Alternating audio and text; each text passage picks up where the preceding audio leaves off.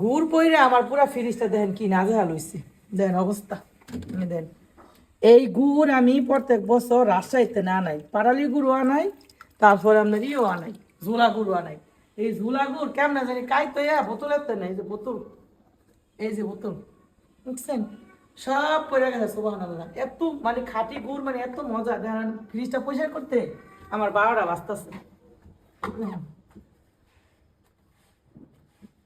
পুরো একটা আলমিরার মতো ফ্রিজটা। আমার অনেক শখ এই ফ্রিজটা, আমার অনেক শখের, মানে বুঝাইতে পারতাম না কেউ রে। খুব শখের ফ্রিজটা এটা আমার। অবস্থাটা কি হয়েছে, কামের কোনো শেষ আছে গো? মহিলা মানুষ আমরা, কামের কোনো শেষ আছে? সারাদিন বান্দির মতো কাম করতেই থাই সুবহানাল্লাহ। এরপরে আমার স্বামী আবার কয় কি এত কাম করো কে, কেটা কয় কাম করতা, বুঝছেন? দিন শেষে এইটাই আইলো, কেত কয় কেটা কাম করতা। বালা থাকেন রাই হেদে ফ্রিজটা ধুইয়ালে বহুত কাম আছে, ওনার রান দিয়ে বাড়ি অনেক দুপুর হয়ে গেছে।